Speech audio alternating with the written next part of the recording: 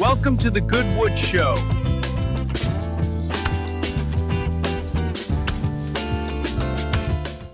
Welcome everyone to another The Goodwood Show, and today with JT, President of Exchange Art. Welcome. It's a pleasure to have you here to talk about art, especially, but also about meme coins. Ooh, nice. To you. Thank you so much for having me. Yeah, so I wanted to go straight to the point. Like, what led you to from a kind of famous artist, photographer, go then to curate a gallery for Bonk and involved in crypto? Yeah, so it's been a long journey. I've been an artist in New York City for about like 17 years now.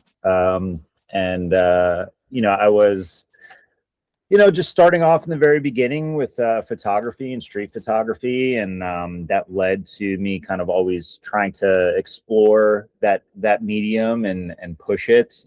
So I gravitated towards more like digital collage work and a lot of like surrealist elements within there, very inspired by Dali and a few other artists who were kind of in my circle.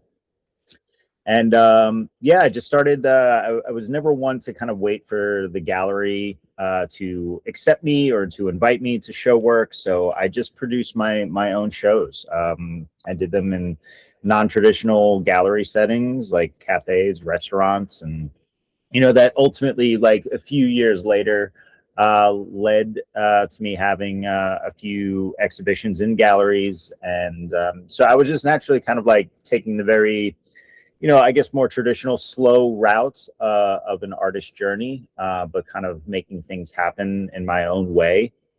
And then I started producing, exhibitions and curating exhibitions for other artists within like the street art and graffiti art community in New York City. And around 2021, started hearing about, the digital art boom that was happening in Web3 and NFTs. And I think I started off in Ethereum, and I got an invite from Foundation, rest in peace. And that was at a time where, I mean, people were literally like selling their firstborns to get an invite, and I got it, and it was exciting, and I was like, this is it. I'm going to start selling my work, and then nothing happened because no one knew who I was. So I had to kind of step back and reassess how I wanted to kind of move in this space. And I started hearing about Solana through a mutual friend, Goku, who is now, still on the Exchange Art team.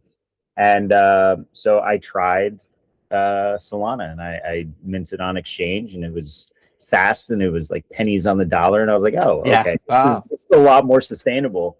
And then I created a collection called Face Value, which spans 7 years of my life, and it did very well. And during that time, I think it was around 2022, I noticed that there weren't any in-person art exhibitions, right? There were conferences like NFT NYC, and there were, Breakpoint, but there was nothing that was uniting and bringing artists together. So, using the skill set that I had and the model that I used in previous years, I just started producing, in-person exhibitions with artists within the Solana community, and it did really well. And I remember specifically just being like, I had this idea, and I put it out on Twitter, and Pedro from the foundation saw it, and he was like, well, what's this grand idea that you have? And it was to create a grants program for artists to put on their own exhibitions. And that got picked up, and we got some small funding for it, and we were able to empower artists to produce their own shows. And I think to date, because the program's still running, we've had over 70 exhibitions in 6 continents, and the artists who are part of the Arts Ambassador program are have done extraordinary things with small amount of grant money that they get. And that led to, I think it was 2 years ago, I got a call from Cadence, who was a mutual friend and contributor to the Bonk ecosystem. And he's like, I have like a gig for you. And I thought it was, this kind of like one-off thing. And he's like, we would like for you to be the director of Bonk Art Masters and run the, the grants program that we have here. And I was like, whoa, That's great. It was crazy. And then while we were, while I was running programming for Bonk Art Masters, Nam and, the contributors were like, what do you think about, acquiring Exchange Art? And it wasn't doing so well at the time. And, Exchange Art was such a staple within the Solana art community that I think losing that would have severely lowered the morale within the art community. So I was in the NFT space, right? Because the NFT space was already, it is already still down a lot. The PFP, let's say, but the art was the same, right? So it would be like a punch in the face when you are already down. A punch in the face, absolutely. And so I was like, I think it's a great idea to acquire Exchange, and they were like, all right, great. Well, you're you're gonna run it. And that was another wild experience to go from, minting one of my biggest collections on Exchange Art to then being the president. And then to throw more on the plate, they brought up the idea of maybe having a brick and mortar gallery. And our original thought was to have it in Vegas. And, I came back to them and I was like, I have more resources in New York City. I have more connections in New York City. I think we can do some really amazing things here. And so we worked towards getting a brick and mortar gallery, and I'm running that as well. So it's been this like crazy, especially the past 2 years have been just insane and very challenging. And I think I'm doing okay. Sometimes I don't feel like I'm doing great. Sometimes I feel like I'm doing great. But I guess that's the crypto space almost, right? As well, like in a nutshell, right? One day you are on top of the world, the other day like, oh, my life sucks. Why did I do this? Nothing goes like I planned. I want, before we go and dive on Exchange Art and Bonk and art, I wanted to ask how hard it is nowadays with so much digital world, right? Everyone can copy your art, take a photo, take it from your Instagram and use it on their background or whatever. How hard it is for artists nowadays, photographers, everything, to actually be professionals, to make a living art work, because from my experience it's very hard, right? From even musicians, and it's very hard to do that. What is your experience from, not only you kind of you are one of the exceptions, right? You kind of made it and you curating art, but most of the artists are not in your position, right? Sure. Yeah, it's so a couple of things there. I think it's harder than ever as far as trying to separate from the large pool of artists and large pool of people who are, have the tools to become artists. I think that is more accessible, which is fantastic. Sure, there's going to be some issues with copywriting. There's going to be some issues with lack of quality, with people just kind of like picking up an iPad or picking up a camera, and having this technology allow them to learn certain things within a short period of time, whereas like an artist's journey is a lot of the experience itself of going through these difficult challenges and coming through out the other end and learning something about yourself. And so the tools are there and the accessibility is there, but it does make it a lot more challenging to break through. And as an artist, you're expected to do so many more things now. You have to be your own marketing team. You have to be your PR. You have to be, your own designer. You have to do so many things But at the same time, there are so many tools that will allow you to do that. So, you know, it's really obviously dependent upon the person and what their intention is and what their definition of success is.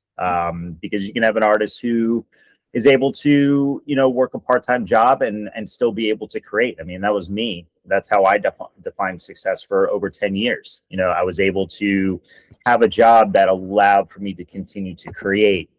That was success for me. It wasn't like being famous, and it wasn't getting into all the galleries. It was continuing to create and do something that I loved, no matter what.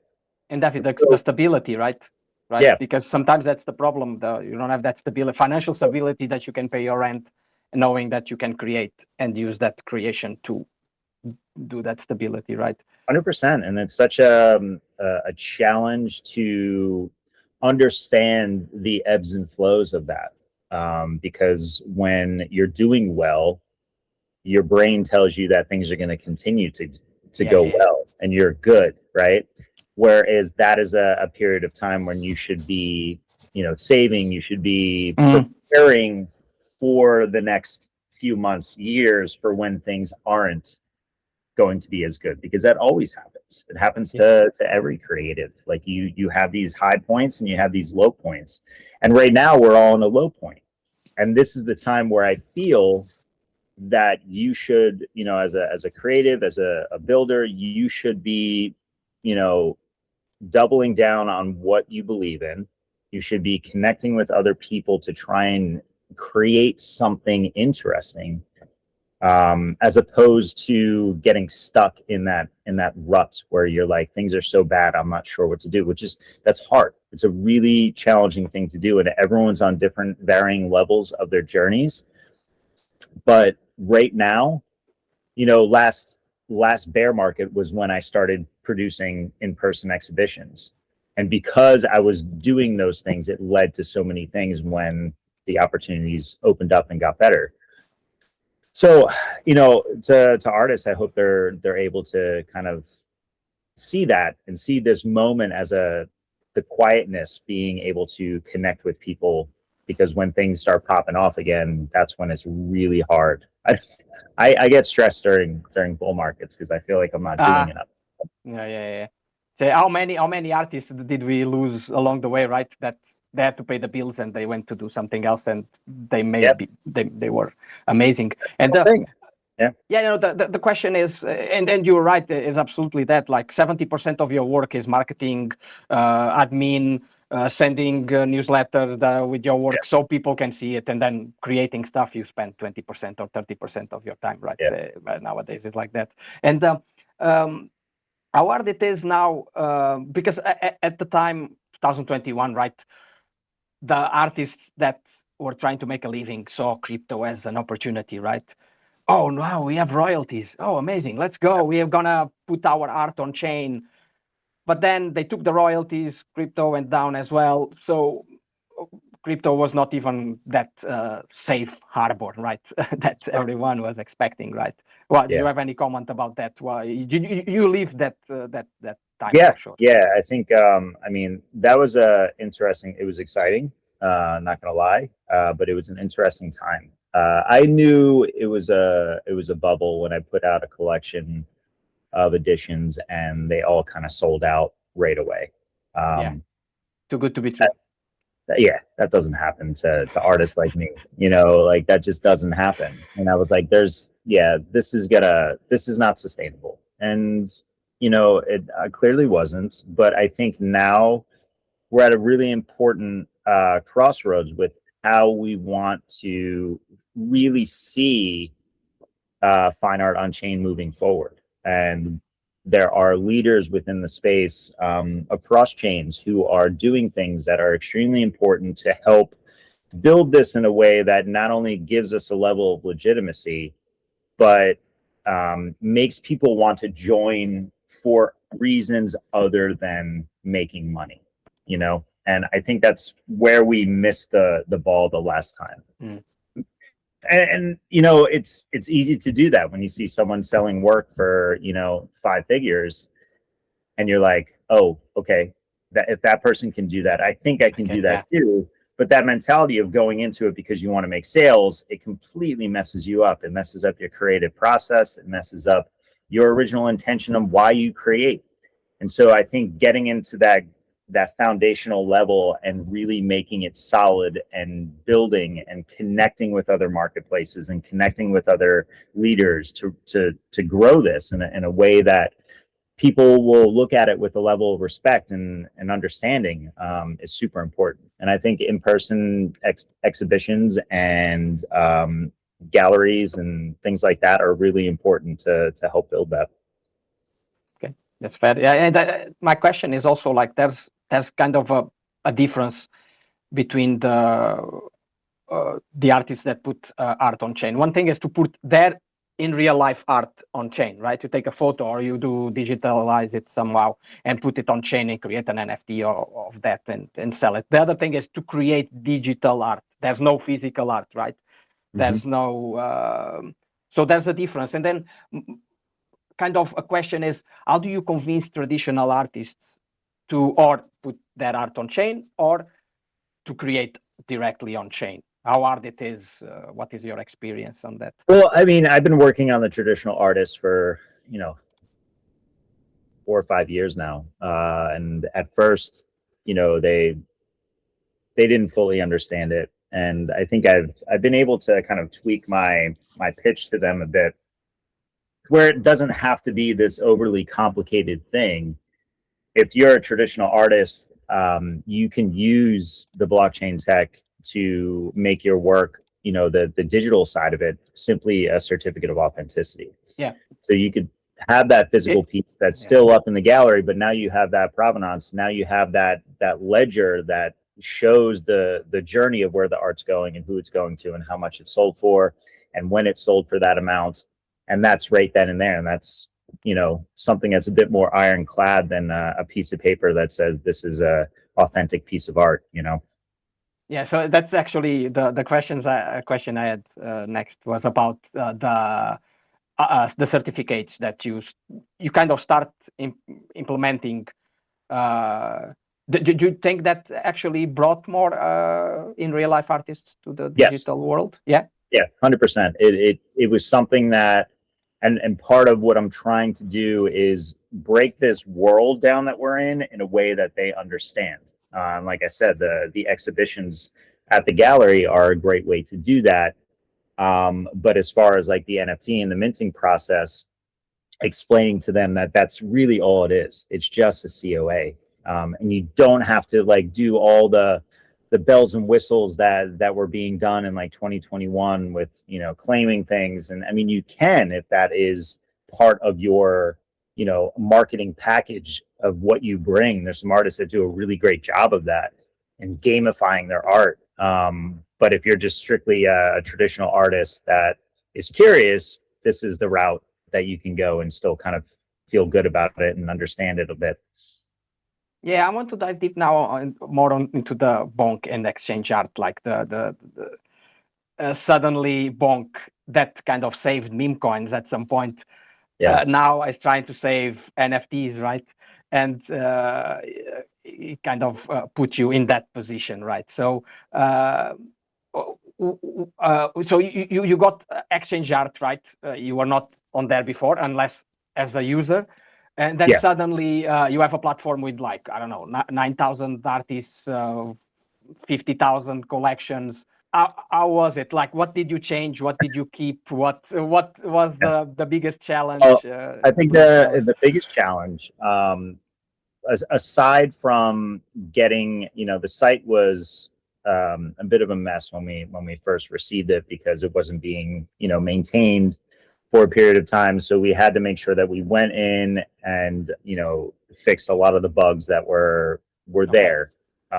Technological, you mean? A lot of technological things that I don't understand, but I, have been able to bring on team members that are much smarter than me to handle that. And then I think a big part of it was reestablishing trust within the art community. I think having a fully artist run marketplace, like from top to bottom, every person is a creative, every person's an artist on the team. And to be able to show people that, you know, that we're coming at it with like an artist first mentality, and we are trying to build something here with them. I think people were excited about. Now, you know, as far as like the state of things right now, it's rough.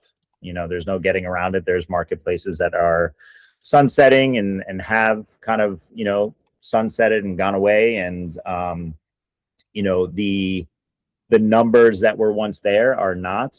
But I think, you know, for the people who are here and the artists who are here, it's a lot smaller, but it's a lot more impactful when you're able to connect with these individuals, and you're able to help them, and you're able to, you know, build this thing in a way, like I was saying before, that is a bit more sustainable with where our situation is as a whole, as far as like, you know, understanding that it's not going to be 2021, but we can still create something here that has lasting value and still create something that supports artists. So one of the innovations, let's say, you can now the artist can be paid in Bonk, right, or USDC. I saw that the prices of the art pieces are also in Ethereum. That, to be honest, I never realized it before. Maybe it's recent as well. So it's kind of, it's also to bring, I assume, like the Ethereum crowd, because we cannot just gatekeep it to Solana, right? No. It's impossible, right? It should be the art market of the crypto space. Sure. Yeah, that's ultimately one of the goals for us. And you know, having different types of coins, and then having our dynamic pricing tool, which would allow for people to purchase a piece and then have a selection of different currencies that they can purchase it in. Whereas before, if the artist minted the work in Sol, it had to be purchased in Sol. Yeah. If they minted in USDC, it had to be purchased in USDC. But now the collector has the choice to purchase it in Bonk if they want to. Yeah. And there are a number of other tools. We have an exhibition tool that is really great, that allows people to kind of create these curated exhibitions. And then the great thing about it is that they're able to invite artists to the exhibition page. So the work that's minted stays in the artist profile. Whereas before, you had to collect all the JPEGs, mint the work, okay, and then they wouldn't have that ownership technically of the piece. So they still have it. It still shows up in their profile. And then it's also showing that it's part of like this exhibition, which is it's a great tool along with the dynamic pricing. And we have another tool that we're coming out with that we're excited about. Can't share much about it just yet, but it'll be coming out probably, assuming in the next 2 to 3 weeks, month tops. We're in the testing phase right now and just want to make sure everything's good. But yeah, we're still doing things over here. And what was the biggest improvements, let's say, since you started until now? Like you mentioned that gallery page, there was other in the coins and stuff, but there was other core things that you think, or you thought at the time that we need to change this and have this way or that way. I think from a cultural and trust level, we needed to change things. I think us being all artists are coming at it with a different mentality, one that resonates with the artists in the community, one that, you know, connects with the artists in the community in a way that goes beyond just leaderboards and who the top selling artists are. We really want to include as many artists as we can and support them in any way we can. So the tools that we come out with are with that in mind, more so than trying to, you know, have a huge sale, which is just, you know, it's few and far between right now. Yeah, and I think you brought back like royalties. I don't know if Exchange Art actually at some point removed that royalties. Everyone was doing it. Yeah, it's a big conversation with that. Yeah, a big conversation, and that the royalties were actually what made the artists come to the crypto space, right? Because there was this possibility of whenever you make a sale, you get a little bit, right? Yeah. Uh, Yeah, it's always been on the platform. We didn't change anything with that. There's still secondary royalties for all artists that go directly to their wallets, and they're able to set their percentages. And yeah, that's a big part of, you know, like you said, what drew people into the space. Because as an artist myself, I remember selling a physical piece of work, and then that collector selling it to someone else, and I'm going to his house to give him another piece of art, and I'm like, well, where's the old piece? And they would just say, oh, I sold that. Like, well, where's my cut? You know, yeah. that's how it works. So now Wink, that wink, wink. Right? It's like, oh, exactly, you give me yeah, something. Yeah. But the problem now is like we are on a bear market and there's no one to buy the art, right? sure. That is the main issue. How do you plan, or what are the things that you have in place to kind of bring more people to Well, I think collect on chain? Ethereum capability is a big one.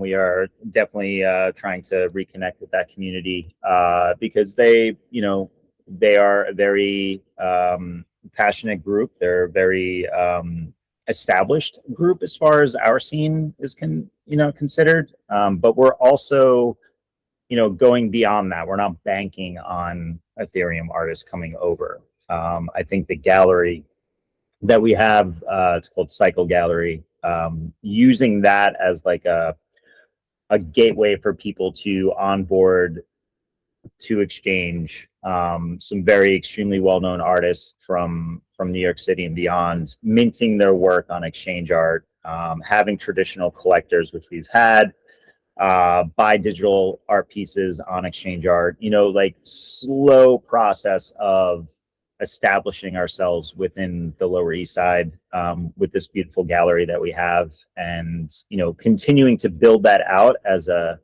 cultural hub, not just for Solana folks, but for people outside. I think is, it's how every movement in art and culture started, in a very underground kind of way, and we're building with that mindset. We may not be able to do it for a bit, but we're going to continue to establish this. And what we've done so far this year with the gallery alone has proven that, people are really interested in what we're doing over here. And if you're able to have them come together in person and connect and meet at one another's level, it's a lot easier to bring them on. And it's like Exchange Art is a marketplace done by artists for artists, right? Because you understand the market, you understand the nature of what needs to be done to have the artists on board and to have maybe more buyers, right? Yeah, and I understand the struggle that comes with that. Exactly. So yeah, that's exactly how we're moving forward. And the good thing is that you have kind of Bonk in the background to support it, right? Because, like you said, the marketplace was kind of abandoned because at some point, right, there's no funds. Yeah. You have to dedicate your time to other things that pay your bills, and it's abandoned. That gives you this security. Like, how much do you think that the brand Bonk impacts Exchange Art in terms, not only financially, but in terms of brand? If it was some other brand, do you think you had the same impact or not? I mean, depending on the brand, but Bonk,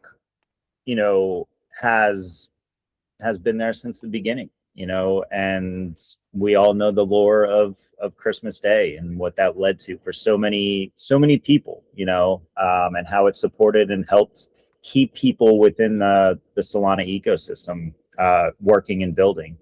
So they already had that, and then on top of that, being able to take their position and be a leader within the Solana art community, within the Solana community as a whole, is extremely important. So when people found out that Bonk was the company that was acquiring Exchange Art, there wasn't a pushback, really. It was like, oh, like Bonk is coming in and they're gonna work on saving art now, and it's not like what has happened since then, but having them brings that extra level of trust. You know, they've done things the right way with a lot of their activations and who they are. You know, with people like Nam leading the charge, like he's such a respected person here, and to know that he's behind Exchange Art, he's behind Cycle Gallery is, you know, something I'm incredibly grateful for. Yeah, it's funny because our Bonk started as a meme now, right? And then it suddenly funds grants and owns a marketplace. I saw Bonk sponsoring football teams, physical galleries. So it's kind of the unlikely cultural Patreon, right? Yeah. It's weird, right? But it's makes sense. And it's turned into a cultural movement for sure. I mean, and not just any football team. You know, you Borussia Dortmund is like, it's like crazy. It's kind of the mentality or the culture of Borussia Dortmund is kind of this punk vibe. Yeah. Right. They are very lefty, so it's kind of this cultural clash that goes a bit against the structure, right? Absolutely. So you think that there's have to be always physical and digital going hand in hand, right? Doesn't make sense to have just digital, right? I thought in 2021, kind of everyone thought that we go digital forever now, but we have to go back to the roots, right? And that where you come from, where you. Yeah. Well, I mean, I never saw it in that way. You know, I am a digital artist, and I have, you know, NFTs made sense to me because before that, the only way I could get physical work up was through prints, canvas prints, metal, anything, but it was a print, right? And so this made sense to me, but I also knew that it was never going to replace traditional physical art. So it can run alongside it, it can run parallel with it, which is where the gallery comes into place as a hybrid gallery, because we're not, it wouldn't be as effective if we were strictly going digital, because it's like we're trying to shove it down people's throats as opposed to meeting them where they're at, showing and showcasing work that they understand, but then bringing digital elements into it and showing them what's possible for the future. You know, we have like these very large digital screens up at the gallery that hang like a physical piece of work. And the buyer has an option to just purchase that digital piece as they like, or they can, you know, purchase like the screen to go with it, because I feel like the tangible aspect of art is still very, very important. And my goal is to get the work out of our phones and somewhere else, because I know I've collected hundreds of, you know, pieces, and I don't look at it because it's in my phone. I have other things I need to do on my phone. So why can't we get it out into, you know, a more presentable way in someone's home that makes sense? So going with the hybrid model, I think is something that allows for the traditional side to meet them where they're at, but also, you know, and on the same side with meeting the digital artists where they're at, but then bringing them together and seeing both worlds. Makes sense. And then you had your opening show. What that happened was, right? Something like that. And you know, it's like you had like 400 people. And I just wanted to ask, how was the crowd? Was mainly crypto? Was mixed? That was the like opening event of the gallery. So we had a bunch of crypto people. We had a bunch of like traditional artists there. It was just it was a celebration of what this was. And you know, it was a great opening. And we've, you know, since then, I feel like we've built on how we're showcasing work, who we're showcasing. The last show we just had was a solo artist by the name of Frank Ape. He is a beloved street artist in New York, minted all of his work on Exchange Art. And at the opening, we had over 700 people show up. Wow. And, you know, combination of these two worlds coming together is something like I, you know, observe from the background, and I'm just like, this is really this is really cool. This is how I envision this. You know, these people coming together, human to human, having conversations and being part of two different worlds, and then coming to some level of understanding by the end of their conversations. That is impactful. That is more impactful than someone from the traditional side coming, you know, onto X or Twitter and seeing what our world is and not fully understanding it, because we have certain language that we use. We shit talk, and it looks like a hot fucking mess from the outside, because it is, but it's our hot mess. But when you have people come together in person, that's where, you know, we're just able to connect on a human level first, and then the conversations happen, you know. Yeah. And we're going to continue to do that. We have some big plans for the gallery. We're going to change things up a little bit in the coming months. But another thing that I'm excited to share down the road, it's going to be great. I'm really excited for what's next for Cycle. There's something new happening on Solana, and you can hear it. Soul Radio is a 24/7 radio stream and original tracks only. No copies, no noise, just real vibes from the ecosystem. If you're part of the space, you need to hear this. Discover Soul Radio now at soulradio.fun. Okay, that's great. How do you do the curation of the pieces that go there? You approach the artists approach you, you choose them from the exchange art. How is the process? Well, I have a team of curators, because I don't want to be the sole person, you know, making these decisions. But the goal has always been to bring on really established, well-known artists on the traditional side, have them minting in the Solana ecosystem, and then on the flip side, having Solana artists exhibiting either alongside them or having their shows to build up their CVs, to build up their resumes, and to have them show in a Solana gallery. So it's just bringing these two worlds together in a way that makes sense, but in a way that's impactful. What is the talking about bringing people from not the crypto world? What is the worst like misconception that people have about on-chain art or NFT art, whatever you want to call it? I think they're unable to differentiate between PFP culture and fine art on-chain. They think it's all the same. Yeah, they automatically associate our fine art world with like the Bored Apes and you know, all the craziness that was happening. And they were just fed a certain thing through media. Like, so they have, you know, a skewed view of what this world is really about, and then an even more skewed view of what the fine art side of it is about, because it's completely different than the PFP side. And I think showing them that that's the case is, you know, a great learning opportunity for them, because then they just realize it's just artists, you know, it's just artists that are minting on chain. That's all it is. It's nothing crazy. It's like, it's very simple when you break it down. Does it scare them, the AI movement, how easy it is now to create any piece of art, if you want to call it? Yeah. What is the sentiment? I think on the traditional side, a lot of them are very concerned about it. And then, you know, it's really what it comes down to. You know, we're always going to have like that slop.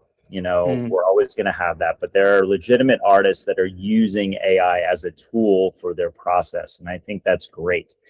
And then, you know, the one thing that I kind of talk to them about is, you know, back in like the early 2000s, Photoshop was where AI is now. You know, I remember going into galleries and people were exhibiting, and they had to put like a little asterisk next to the work saying it was created with Photoshop, because it was so taboo. Like you weren't a real artist if you used Photoshop. But now that's completely acceptable, and traditional artists use Photoshop as part of their process. You know, AI is in that kind of same realm right now. So you're always going to have the shit that people just create and copy and all of that. Yeah. But we have to make sure that we elevate the artists who are using this as a tool in a very unique way, as opposed to, you know, supporting the shit. So we just have to, you know, You have to do support that. the real ones and exclude the fluff that is always around, right? It's Yeah. That's your kind of difficult job, let's say. I wanted to go back even before the Exchange Art to the Bonk Art Masters, right? So you've done like 70 exhibitions worldwide, and for someone that it was, I assume, most of the PFP NFT collectors, they are not familiar with this, right? So can you just dive a little bit on that and explain it? What was Yes, the Bonk Art Masters program was originally it was created before I came on, and it was a way to support artists. So they would have monthly artists who would create work inspired by Bonk. They were commissioned to do that, and then the work was then, put on Exchange Art and sold, and then percentage of the profits went to the artist, percentage of the profits went to Bonk to continue this program.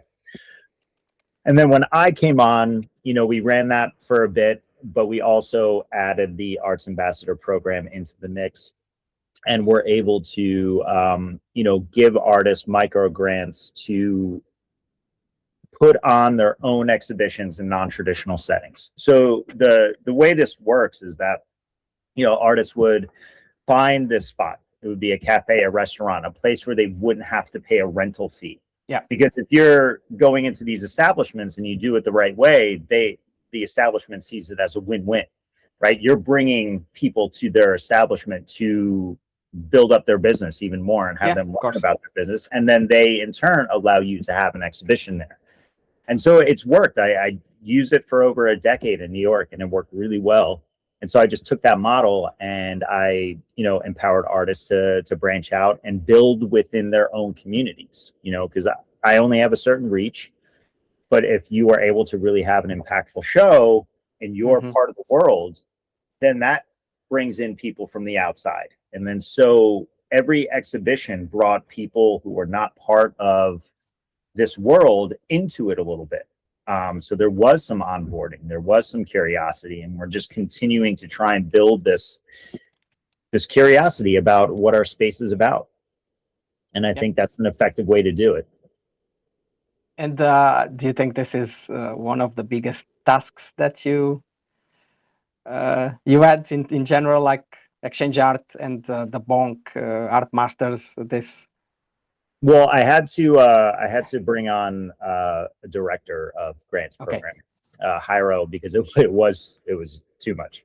So Jairo has done an amazing job curating this and receiving all the the applications and putting on, empowering the artists to put on these shows, helping them, supporting them, getting them the funds.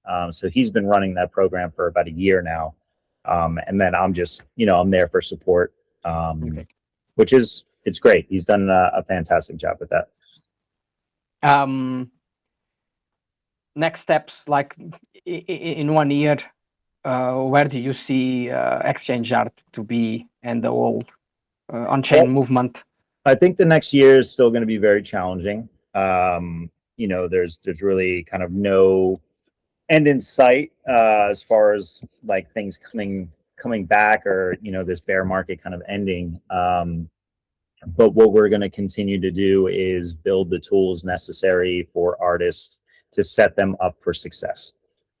So when things start happening, because I firmly believe they will, artists are prepared and they have the tools at their disposal to use to set them up for that success. And the gallery, I think, is going to continue to be that cultural hub that people are looking for. And that's going to bring on a lot more people from the traditional side into our space. And that's what we're doing. We're just going to continue head down, moving forward. I'm not concerned with, how artist sales are going to be impacted. I think it's something that we just have to continue to fight through. It's going to be hard. It's going to be very challenging. But I think, if we're able to come out the other end as one of the few marketplaces that are left And not only were we, surviving during this time, but we were thriving and we were building and we were doing things for artists. Hopefully people pay attention to that and decide to use exchange art more often in the future.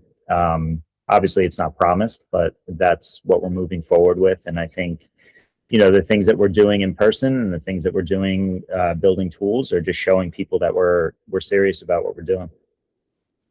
Is there any artist that you, if you had to recommend a few for the audience to check, is there anything that is? I'm not going to do that.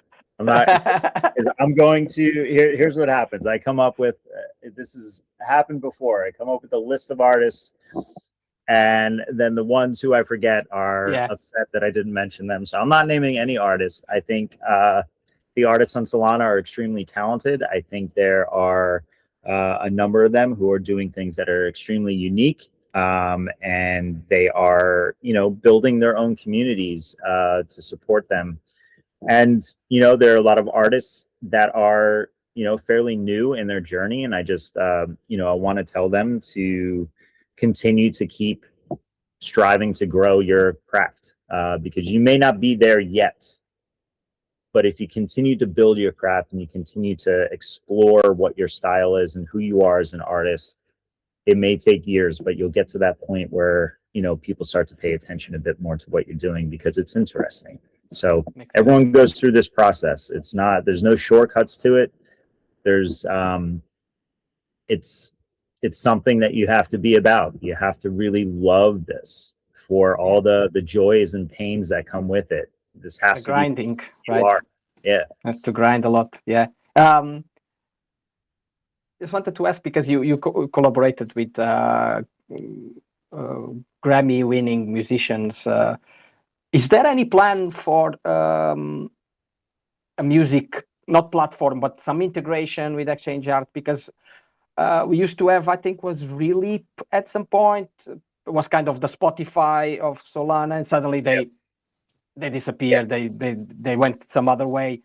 And there's a gap in the market. Not that music is going to make anyone a lot of money at this moment, but it's a gap in the market. I don't know if there's anything that you... Music is a very big part of my life. I mean, I've been to a number of concerts, this year alone. The importance of music in my process is extremely important. So we are going to be incorporating music in some way. Don't want to say how yet, but it's not because I don't have the answer to it. I know exactly how I want to incorporate music, but that will be in the near future for sure. Okay, that's positive. Anything that I didn't ask? Anything that you think that I missed from my questions, actually? And your questions were great, man. It's always great to talk about this journey. I think I'm so immersed in it on a daily basis that I don't get to reflect too often. So this was a nice opportunity to do that. It's like a therapy, right? Thank you. It was a bit of therapy. Yeah, so thank you. It's good. Okay, so I think that's it. Thank you so much for coming as a guest. It was a pleasure. It's something that is close to me, the art movement. So it's in the exchange art. We couldn't let it die, to be honest. I appreciate your time. Thank you so much. Chop, chop, the wood we carry. Chop, chop, never meant to bury. Fire runs through the grain. Nothing lost, nothing to claim. Chop, chop, keep it moving. Chop, chop, always flowing around the night. Voices arise in the dark. Truth survives.